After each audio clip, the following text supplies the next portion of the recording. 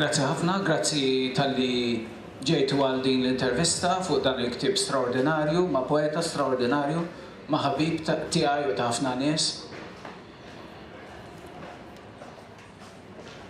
Antoine, din hija intervista dwar ktieb tal-poeżija li rebaħ premju importanti, imma se nipprova nevita l-affarijiet li ħafna nies jafu. Tix nibdew poeżija.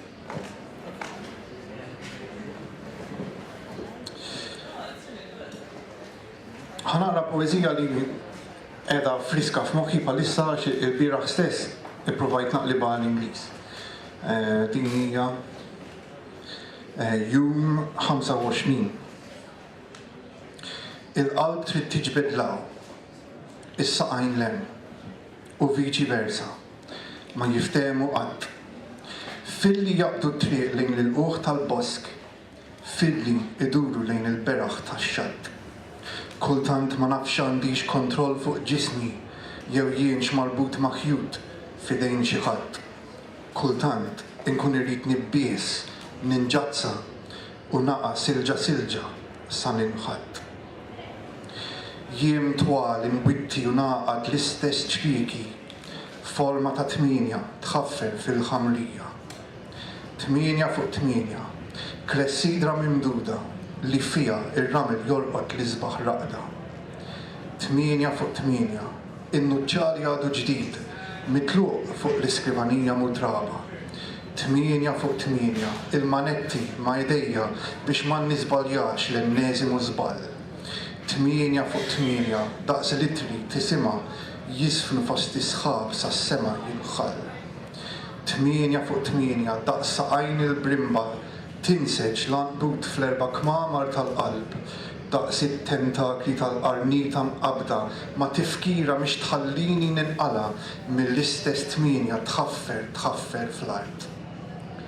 8 fuq 8, l-età infinita fej għadni mistoħbi wara l-prinjola tpetpet bil-boċċi u bil-lellixiet imwerwer wisq biex naffaċċa l-missieri jidfen li l-ommi tixel fit-tabib. Grazie Antoine. Dan huwa l-iktar xogħol personali, intimu tiegħek. Huwa xogħol ittormentat, terapeutiku, liberatorju. Xogħol liriku memorabbli. Fis-sens ukoll li r-rakkont tiegħek, il-mixja tiegħek hija mument fil-mixja tagħna bħala Maltin, bħala bnedmin.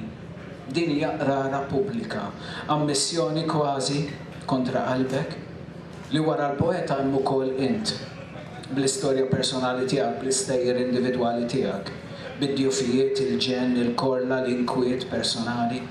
Dak li poeta li ħares lejn dak li qed jiġri madwaru aktar xisibu bħala personali wisq, individwali wisq, bħala kapriċċ tal-jien. Inti tkellimt fuq dawn l-affarijiet f'waħda mill-intervisti li għamilt, li għamlulek. Imma mhuwiex personali wisq, mhuwiex individwali wisq. Lil Theodore Relic tgħidlu the book is very self-centered, which I'm not proud of, and at times rather pathetic minnhom tgħidlu. Imma naturalment jiena ma naqbilx bħal ħafna qarrejja naħsbu li din l-istorja personali tiegħek hija wkoll l-istorja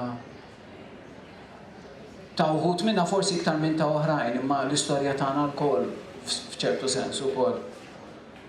Għax l-istorja individwali tagħna hija importanti daqs l-istorja tal-oħrajn, importanti fiha nfisha, imma importanti wkoll fost l-oħrajn għax fiha l-oħrajn isibu l-istorja u jisibu wkoll l-istorja tagħhom. Għax aħna wkoll għandna d-djufijiet, il-ġen, il-korla, l-inkwiet personali differenti tagħna. U għalhekk hija qrara personali ħafna. Imija wkoll qrara komunitarja. Taqbel? Qed nieħu gost ħafna b'dak li qed tgħid, għax jien inħares lejha bħala poeżija personalisma. U meta il-ktieb ġie ppubblikat, ma immaġinajtx li tista' ssir ukoll kitba kollettiva f'ċertu sens. Ma kontx qed nistenna li jkun hemm ċerti persuni li jidentifikaw ruħhom ma' ċerti episodi, etc. Anki għax l-istorja ta' kull wieħed u waħda minna hija partikolari ħafna u meta tikteb xi ħaġa autobiografika dejjem ikun hemm ir-riskju li il-ktieb ikun wisq idur wisq mal-jien.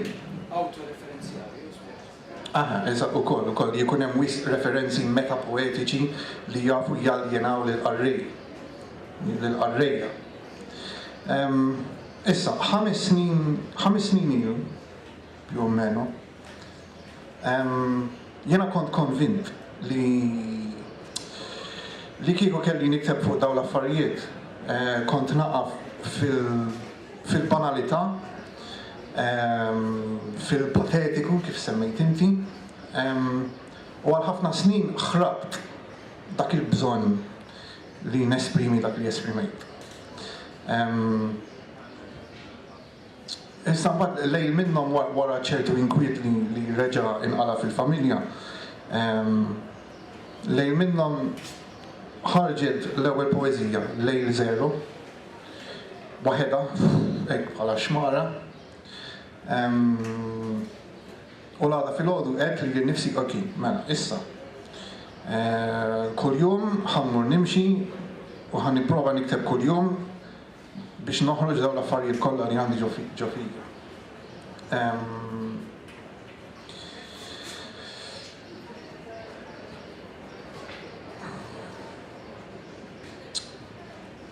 Avolja nħossni ftit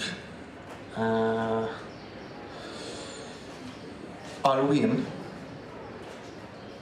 u din xi ħaġa li batejt ħafna minna mal-pubblikazzjoni tal-ktieb, mhux tant fit-tnedija stess, imma fil-ġimgħat ta' wara. Għamilt kelli intervista ma' Rachel de Guara fuq Radio Malta dwar il-ktieb xi ġimgħa wara li ħareġ u ma kontx komdu għax kxift ħafna affarijiet, tabuż tal-familja. Imma nikkonsla meta nirċievi kummenti, partikolarment minn nisa, irċevejt ħafna iktar kummenti minn nisa milli mill-irġiel, fejn jgħiduli li il-ktieb ifakkarhom f'ċerti episodji mhux biss tat-tfulija imma anki iktar riċenti fuq violenza, depressjoni, eċetera. Jiġifieri jekk dan il-ktieb iservi biex il-qarrej isib ftit tal-wens, tant l-aħjar. F'waħda mill-poeżiji, waħda mill-mixjiet titkellem dwar il-bellija ta' tfulija li xbiha mill-isbaħ. Hemm lob straordinarju bil-ħoss ukoll però f'din il-poeżija, imma din ċertament mhix poeżija dwar il-lob, le? Insejt f'liema waħda insemmi l-bellija ta' tfulija, probabbli hemm iktar minn waħda, imma torbot ma' t-tminijiet li għadni kif semmejt. Il-belli. Jum 15, ok, u probabbli wkoll f'xi lejl minnhom poeżija lill-ommi. Issa dwar il-kunċett tal-logħba, ok, ovvjament il-kitba mhijiex logħba hija serja ħafna, forsi wisq serja. Imma hemm element ludiku fl-att tal-kitba, fis-sens li, per eżempju, inti insejt fejn f'xi intervista fuq il-kitba tiegħek stess issemmi rhyme in the right places, jiġifieri rima użata bi skop u mhux sempliċement għal ġieħir rima. U dik hija xi ħaġa li provajt nuża niżviluppa fil-kitba ta' dawn il-poeżiji. U meta tfittex kliem li jaqbel, ġieli ssib assoċjazzjoni ta' idejat selvaġġa, stramba, xi ħaġa li ma kontx tistennija. U hemm ċertu proċess simili għal dak li jiġri fit-testijiet psikoloġiċi ta' Rorschach, fejn ikollok stampa quddiemek, forma stramba, u it-tabib jitolbok tinterpreta dik l-istampa. Hemm min jara fantasma, hemm min jara farfett, hemm min ma jara xejn. U fl-għażla tal-kelma rima u ta' kif tintuża, naħseb li jiġri xi ftit jew l-istess proċess. Ikun hemm xi ħaġa psikoloġika subkonxja li mbagħad toħroġ titla' fil-wiċċ. F'da sens speċi il-mod kif jiltaqgħu il-ħsejjes b'mod stramb jisu għandu l-funzjoni ta' metafora li tisfiga il-mod kif normalment il-sekwenza li normalment impoġġu ta' idejat wara xulxin u dak li normalment norbtu fl-imkien. Din ħossa ħafna fil-poezija tiegħek li qiegħda f'xi mistoqsija li speċi inti tlaqqa l-ħsejjes fl-imkien prattikament b'mod metaforiku. Ftit jew dak li kont qed tgħid ftit ilu. Fir-reċensjoni tagħha f'The Sunday Times of Malta Rona Baldacchino tajt li fl-aħħar mill-aħħar kieku ma kittiebx dawn il-poeżiji jista' jkun li Cassar ma kienx ikun jista' jwarrab dan it-taqlib ġewwieni. Taħseb li kulment bħal dak qed jgħabbil il-poeżija peace illi il-poeżija ma tiflaħx għalih? Inkun qed nikdeb jekk ngħid li bis-saħħa tal-ktieb fiqt. M'hemmx fejqan aħħar u komplet wara ċerti traumi tat-tfulija, ħanajtek. Imma kemm il-mixi u kemm il-kitba u t-tnejn maqdin flimkien, iva, għenuni ħafna.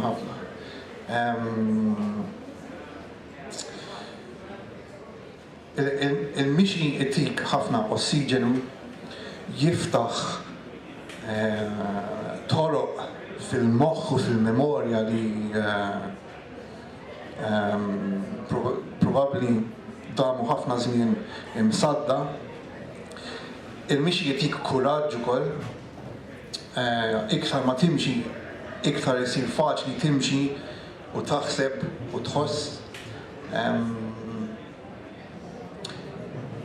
Imma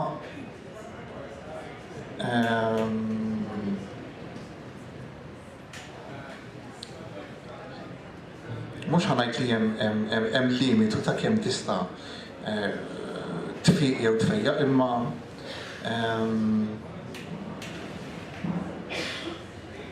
hemm proċess psikoloġiku kumpless ħafna. U individwali ħafna. Iva, żgur. Individwali. Kont qed ngħid għax huwa proċess psikoloġiku jiena żied individwali ħafna, ġifieri speċi kull qarrej u kull kittieb u kull kittieba mod individwali. Inti ktibtu tkellimt fuq il-lat personali ħafna ta' dawn il-poeżija nkillu, fuq il-funzjoni terapeutika tagħhom għalik bħala bniedem. Kemm kien faċli fil-proċess imqanqal tal-kitba ta' dawn il-poeżiji mqanqlin tirrifletti fuq kif kont qed tikteb. Din speċi l-spontaneous overflow of powerful feelings, kemm kienet recollected in tranquility. Il-tranquillità li tażel u tibdel, li tażel u tibni vuċi, il-metafori, il-ħsejjes, il-ritmi, l-allitterazzjonijiet, l-anafori u l-bqija. William Wordsworth għal dak il-kliem. Mela, kittieb Spanjol Miguel de Unamuno, kittieb u filosofu, jagħmel distinzjoni bejn żewġ tipi ta' kittieba. Hemm il-kittieb oviparu u il-kittieb viviparu. Mela, dak oviparu ibid bajda, jibda billi jagħmel pjan, abbozz, jirrivedi, jiġifieri l-opra artistika teżisti qabel ma tkun lesta. U l-kittieb viviparu bħal mammiferi iwellet f'daqqa, fis-sens li jkun hemm kun hemm ħafna ħsieb anki subkonxju u mbagħad il-kitba tkun iktar spontanja u toħroġ f'daqqa. Jien inqis ruħi iktar oviparu ġeneralment meta nikteb fis-sens indum ħafna nippjana naħseb fuq l-istruttura, niġbor l-elementi kollha, speċjalment meta kont nikteb is-sunnetti pereżempju, kont nagħmel ġimgħat niġbor iċ-ċag, imbagħad ġurnata minnhom naqqadhom flimkien. Iżda fil-każ tal-Erbgħin Jum, il-bidu kif semmejt qabel meta ktibt lejl zero, il-bidu kien ħareġ waħdu. Ovvjament wara ħafna snin ta' tewdin. Iżda mbagħad it-tkomplija, ġifieri l-idea tal-Erbgħin Jum u l-Erbgħin lejl, it-tkomplija kienet iktar ovipara milli vivipara, ħadimt irrevedejt il-ħin kollu. U l-proċess ma kienx għal kollox lineari, fis-sens li minn lejl zero sa lejl 34 imxejtu ktibt prattikament kull jum għal xi 7-8 xhur. Avolja huma 34 jum u lejl hemm xhur u xhur ta' xogħol. Iżda mbagħad l-aħħar 6 domt kważi sentejn biex ktibthom għax kelli nieħu pass lura, mhux pass, ħafna passi lura, anki biex nirrifletti fuq it-tmiem, ktibt 3 tmimijiet differenti.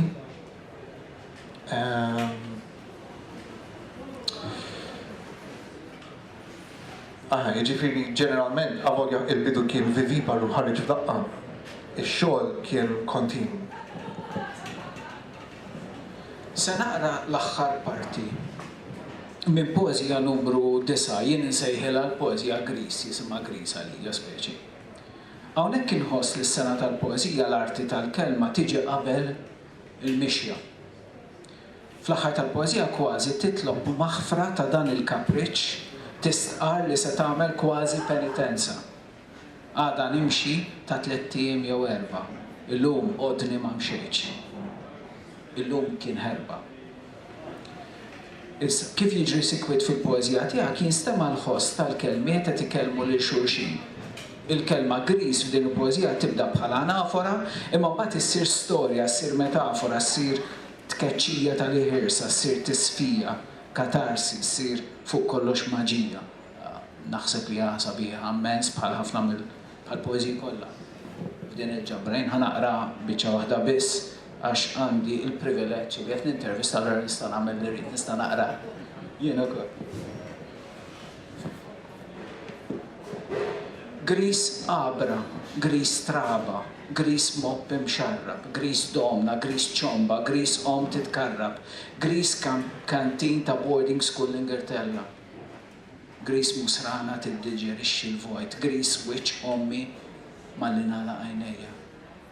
Gris foil tal-Premju textex bejn idejja, gris kamra tal-isptar, gris lejl bl-arqat, gris pipe, gris qajb, gris remettar fil-ħfriex, gris metal, gris ħadsbal, gris ma nafxiex, gris aqta dan il-ħsieb mill-aktar fis, gris moħħ mejjed wara mixja fil-gris. Għada nimxiet ta' 3 ijiem jew 4. Illum għodni ma mxejtx. Illum kien ħerba. Għandekx kumment fuq dil-poeżija partikolari? Dik hija poeżija irrabjata ħafna. Meta naqra b'mod aċċelerat u bladam u ċertu crescendo. Mhijiex sempliċement lista hemm narrattiva. Ġifieri dik ktib ta' waqt u wara mixja fil-Griż tal-Lussemburgu. Ġurnata griża, ovvjament, griża ħafna. Imma indunajt dakinhar li kont qed nimxi mingħajr ma nimxi, fis-sens ma kontx fil-bidu biss kont konxju ta' dak li hemm madwar. Kont qed nimxi fil-memorja. U t-tmiem, illum għodni ma mxieċ, illum kien ħerba, hija speċi ta' talba li l-nifsi. U anki l-qarrejja forsi ta' skuża, tal-li dik il-mixja partikolari falliet. Ħafna mill-mixjiet fil-fatt ifallu, speċjalment l-ewwel nofs. Meta kont qed tikteb daw il-poeżiji, kont qed tikteb ukoll it-teżi tad-dottorat tiegħek fl-Università ta' Alcalá fuq l-oriġini tas-sunett Spanjol. X'influwenza stilistika, tematika u emozjonali taħseb li ħalla dan ix-xogħol ta' riċerka ta' qari bir-reqqa tas-sunett Spanjol fuq it-tnissil u l-kitba ta' Erbgħin Jum? Kif semmejt qabel l-aħħar 6 poeżiji domt sentejn fuqhom. U lejn l-aħħar kont Madrid biex nagħlaq darba dejjem dik l-impirka teżi tad-dottorat. U ġurnata wara li s-sottomettejt it-teżi jumejn qabel id-deadline. Ktibt l-aħħar vers. Mhux l-aħħar vers tal-poeżija, l-aħħar vers f'ximkien fin-nofs ta' lejl 38 li hija mixja mistħajla, metaforika, ġomina flimkien ma' missieri. U kien vers li kellu bżonn dak iż-żmien kollu biex joħroġ. Vers wieħed ma jtissa insejt eżatt li imma vers li jaħfer u ma jaħfirx fl-istess ħin. Issa, kif ir-riċerka tiegħi fuq is-sunnett seta' influenza dan il-ktieb? Parti kbira minn dik it-teżi kienet riċerka fuq il-metrika sew ta' Petrarca, l-endekasillabu u s-sunnett, u sew ta' l-ewwel 10 poeti iberiċi, jiġifieri Spanjoli u Katalani, li esperimentaw bis-sunnett u bl-endekasillabu. Jiena użajt l-endekasillabu l-iktar minħabba l-influenza ta' Emanuel Mifsud. Mingħajr il-poeżiji mill-klinika tal-imċinen ġo Penelope Tistenna, ma kontx insib il-kuraġġ nikteb la f'din il-forma, la fuq din it-tema. Sibt il-forma l-esta sa ċertu punt, ġifieri endekasillabu ħieles imma bir-rima fejn taqbel, fejn jaqbel jkun hemm ir-rima. Imma wis probabbli l-istudju tal-metrika u anki tas-sintassi emozjonali tul poeżija naħseb li kienu ta' għajnuna fil-tifsil, speċjalment tal-poeżiji individwali, iktar milli tal-poeżija sħiħa. Fil-fatt ovvjament waħda mill-mistoqsijiet kienet fuq l-endekasillabu lil Theodor Relic tgħidlu li r-ritmi titkellem fuq ir-ritm ma' Theodor Relic titkellem dwar ir-ritmi dixxiplinati u fl-istess ħin flessibbli tal-endekasillabu. Nistħajja li bħal mixi, bħal pellegrinaġġ, bħal simboloġija reliġjuża, dak li Oliver Frigieri seħħlu l-iktar vers serju tat-tradizzjoni letterarja fil-Kastana, kien punt ta' riferiment serħan ta' moħħ għal moħħ bla mistrieħ. Dan l-endekasillabu. Gwida bħalli kieku. U naħseb qed tikkonferma li kellu din il-funzjoni. Nofs il-ktieb huwa fuq il-mixi, ġifieri il-jiem kollha u mbagħad ikun hemm inverżjoni fl-aħħar fejn lejl 38 huwa mixja wkoll. Huwa fuq il-mixi. U l-endekasillabu bir-ritmi, ġifieri bil-mewġa jew bil-mewġiet possibbli tiegħu jaqbel ħafna għall-espressjoni ta' ċertu ritmu, ċerta disċiplina, pass wara pass wara pass. Imbagħad biex norbot ukoll ma' dak li kont qed ngħid qabel fuq ir-rima u kif ir-rima tista' tiżvela assoċjazzjonijiet selvaġġi. L-endeka sillabu wkoll, jew bħal kwalunkwe forma magħluqa tista' ġielek toħroġ affarijiet li wis probabbli ma kienux joħorġu li kieku il-poeżija kienet tkun totalment forma libera. Dawn huma poeżiji dwar il-moħħ li tant jitkellmu dwar il-ġisem. Hawnhekk ukoll hemm l-influenza ta' Emanuel Mifsud, għax il-poeżija tiegħu, il-kitba kollha tiegħu hija korporja ħafna, fiżika ħafna, ġifieri hemm sensazzjoni mhux biss fil-ġilda, imma anki fil-fladam. Il-ġisem huwa protagonist ta' kważi kull ma jikteb Emanuel Mifsud. Jiena xtaqt li daw il-mixjiet, partikolarment il-mixjiet, ikunu senswali. Li rrid inħarreġ li l-nifsi inħoss il-mixja, inħoss kull pass, inħoss l-art taħt il-bħala jew il-pet fastieq. Rrid inħoss l-arja u iż-żiffa. Għax il-fejqan kellu jkun mhux biss mentali jew psikoloġiku, iżda wkoll fiżiku.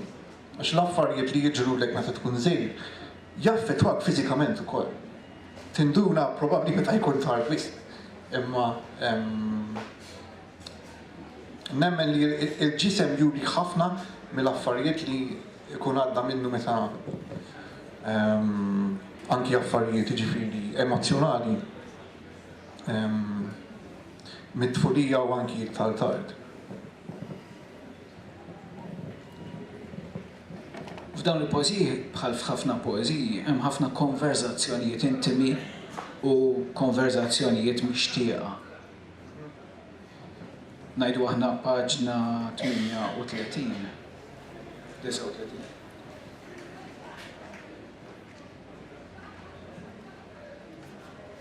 Ma nafx tixtieqx. Taqra biċċa minnha. Forsi mingħajr ma twieġeb kif fidek.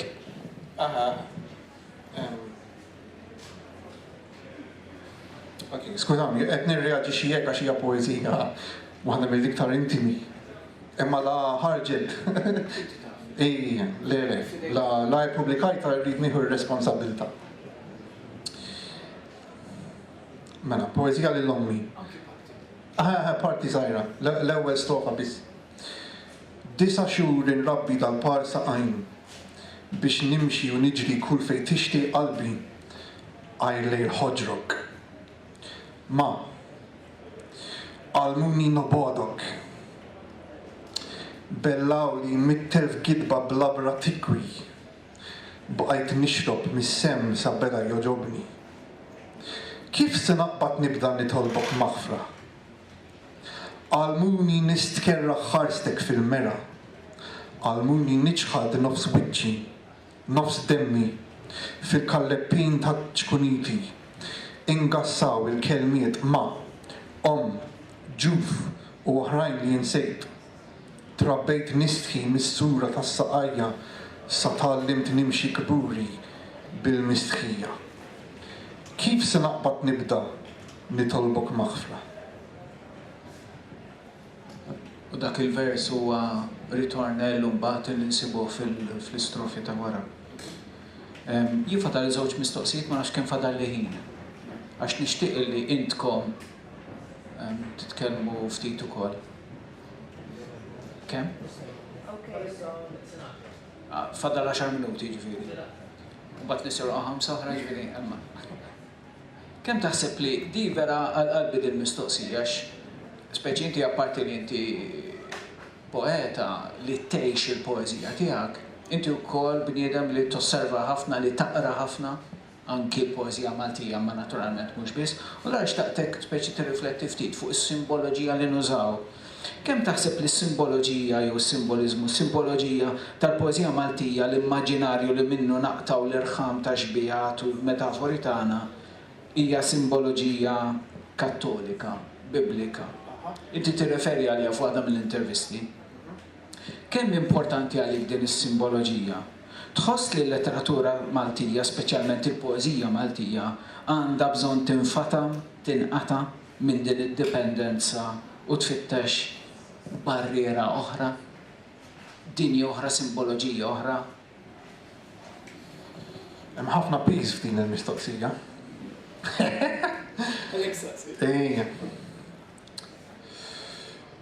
Inti semmejti naqra ħafna, kelli bżonn naqra iktar. Qatt ma nlaħħaqx ma l-affarijiet li nixtieq naqra bil-Malti u anki b'lingwi oħra, poeżija u mhux biss. Issa ovvjament il-numru 40 huwa bibliku jew mhux biss għax il-numru 40 huwa importanti wkoll fl-Islam u anki fit-Tora. Dan mhuwiex xogħol reliġjuż ovvjament, imma jew forsi mhux daqshekk ovvju, imma il-Bibja l-iktar ktieb stagru li naf minħabba ċerta tfurija jew trobbija. Jien inqis il-Bibja bħala biċċa letteratura b'ħafna simboli u stejjer profondi.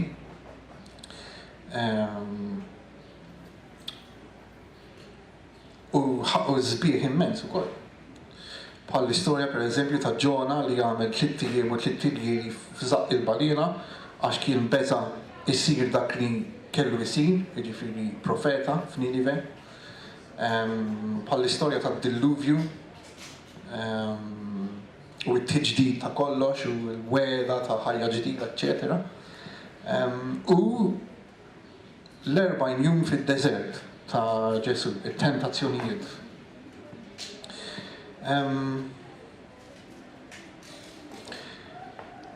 Jien ma naħsibx li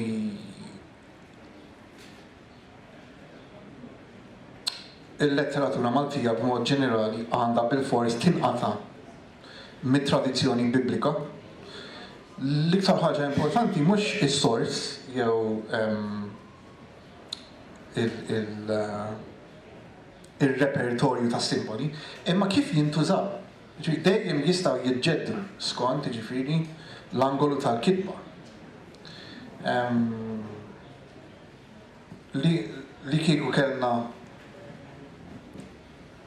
nirrifjutaw għal kollox il-Bibja u dik it-tradizzjoni, nkunu qegħdin nikdru wkoll, fis-sens li hemm ċerta trobbija u ċerti leġġendi li aħna urritna. U tista' tuża it-tradizzjoni biblika jew kattolika mingħajr ma tkun reliġjuż. Kont se ngħid xi ħaġa oħra imma ħarġet minn moħħi. Issa. U l-aħħar ħaġa inti semmejt l-editjar, il-fatt li dejjem tarġa' taħdem fuq ix-xogħol li tkun ktibt. Xtaqt insaqsik dwar ir-rwol ta' Emanuel Mifsud bħala editur ta' dawn il-poeżiji. X'kien ix-xogħol tiegħu u x'kienet l-interazzjoni ta' bejnietkom? Naħseb li meta nitkellmu dwar il-letteratura Maltija ma tantx nitkellmu dwar ix-xogħol tal-editjar. Ma tantx hemm tradizzjoni le ta' editjar, speċjalment nimmaġina fil-poeżija. Jidhirli li l-bieraħ jew il-bieraħ tlula kien hawn sessjoni sħiħa fuq l-editjar u x'hekk. Ħaġa tajba ħafna, inizjattiva importantissima. Għax bejn il-kitba u l-pubblikazzjoni hemm proċess twil u importantissimu. Irid ikun hemm iktar minn par jew żewġ pari għajnin li jħarsu lik it-test. Emanuel imnalla kienu għax tani ħafna pariri fuq kollox lessikali. Kien hemm kelma flejl 0 u kelma flejl 40, ġifieri l-bidu u t-tmiem tal-ktieb. Żewġ kelmiet li kienu jistunaw. wieħed ikollu l-vizzju li wara li jikteb xi ħaġa meta jħossu sodisfatt, iwebbes rasu, jgħid, ok, din mhux ħammissa iktar. U jkun hemm bżonn xi ħadd li tirrispetta, xi ħadd li lest jikkritika mingħajr ma jkun hemm preokkupazzjonijiet ta' min jista' jkun offiż, eċetera. Imbagħad fil-punteġġatura wkoll ħafna ma qbilniex fuq kull virgola u fuq kull sing, imma mingħajr l-editjar ma kontx inkun kapaċi nħares li jittest mill-lajnejn tal-qarrej. Xi mistoqsijiet, kummenti? Apparti Kristina, jew xatt ieħor apparti Kristina li jixtieq jistaqsi mistoqsijiet. Kristina u Albert mena, Albert u Kristina.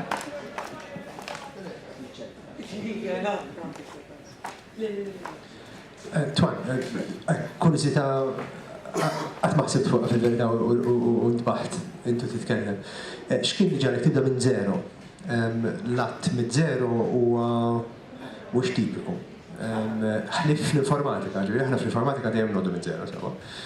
Imma li tibda minn zero f'xogħol bħal dak isek qed tibda mix-xejn, għalmenu jien hekk ma nafx għandek xi riflessjonijiet fuqha.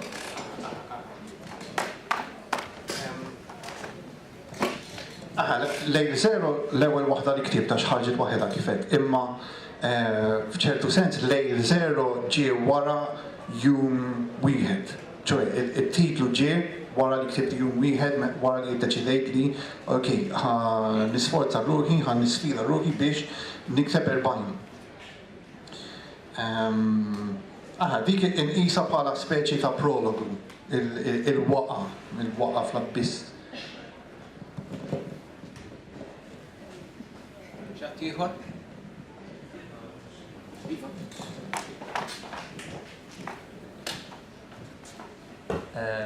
Inti bħala poeta, kemm tħalli li l-muża l-poezija tiegħek tasal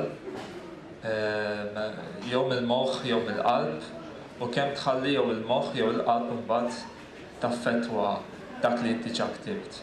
Ġifieri jekk inti ħallejt qalbek tikteb fejn tħalli l-moħħ jidħol fil-kitba jew bil-kontra. Jekk tħalli l-moħħ jikteb l-ewwel u kemm tħalli l-qalb taffettwa dak li ktibt.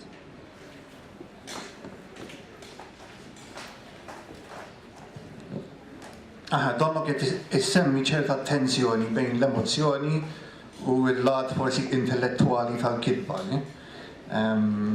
Fil-każ tal-Erbgħin Jum l-emozzjoni tiġi l-ewwel. Huwa l-proċess vivi paru li semmejt qabel, ġifieri jkun hemm akkumulu ta' emozzjonijiet li jimbagħad jisporġu waħedhom. Iżda irrid ikun hemm dejjem fil-fehma tiegħi l-impenn kreattiv mentali, fis-sens trid tonqox, trid tillima, eċċetera.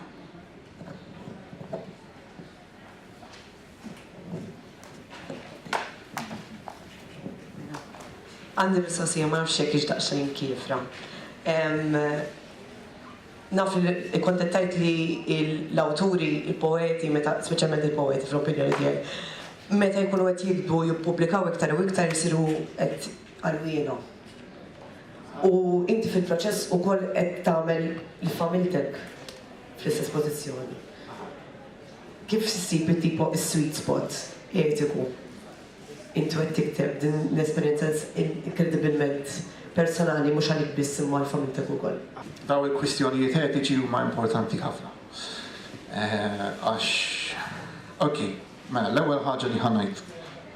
Il-kunċett tal-verità. Philip Larkin, insejt fej, jgħid li fil-poeżija il-verità hija sagrosanta. Imma mhux qed jirriferi għall-verità bħala dokumentazzjoni, jiġifieri il-fatti kif ġraw wieħed wara l-ieħor. jirriferi fil-fema tiegħi u jiena naħsibha hekk li fil-poeżija hemm il-verità emozjonali. Ġifieri l-importanti li dak li tkun ħassejt dak li tħoss ikun sinċir u awtentiku. Jiena ktib dan il-ktieb għalija fuq kollox, għalija nnifsi, iżda wkoll għal ħuti li huma iżgħar minni u li għaddew mill-istess affarijiet.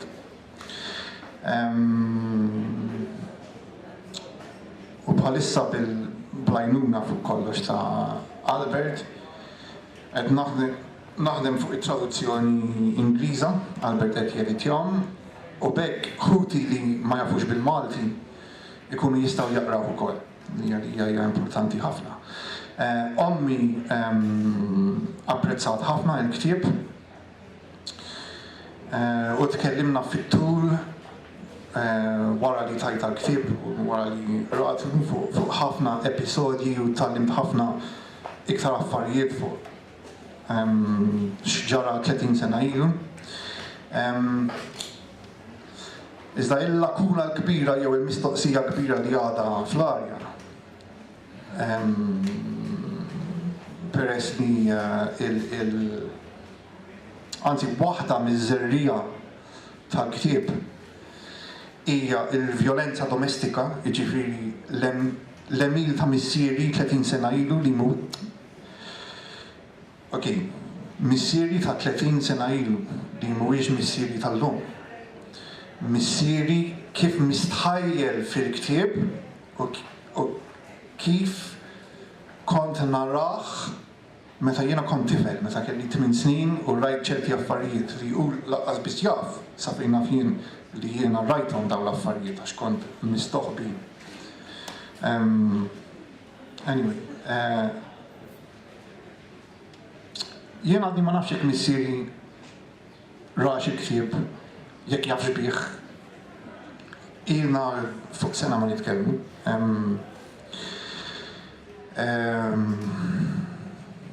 U jaf juża l-internet, jiġifieri hemm ċans li jaf bih u sabu b'xi mod. Imma l-importanti għalija li meta jaqrah jirreaġixxi wara li jkun rah kollu. Għax ftik l-aħħar mixja, insomma, il-mixja ta' qabel l-aħħar fil-mina li hija mixja mistħajla,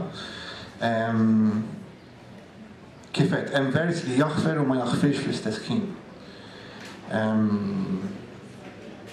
F'xi mument jew ieħor ħajkolli niddeċiedi jekk jiena stess naviċinax jew jekk hux aħjar li nistenna biex ir-risposta tiġi minn għandu.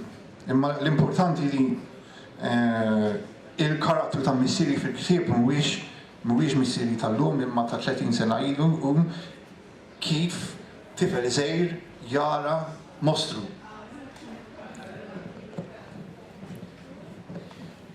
Grazzi ħafna lill-Kunsill Nazzjonali tal-Ktieb, lill-Għaqda tal-Malti u lill-pubblikaturi li kull min kien involut f'dan il-Festival u fil-pubblikazzjoni tal-ktieb ta' Antoine Cassar minn EDE Books. Nirringrazzjakom ħafna tal-li kontu għaw u nittama illi niltaqgħu darba oħra biex inkomplu nitkellmu u nisimgħu l-poeżija. Kull kien ftit iktar ċans konna nisimgħu poeżija oħra ma ħajkun nagħmlu. Grazzi ħafna.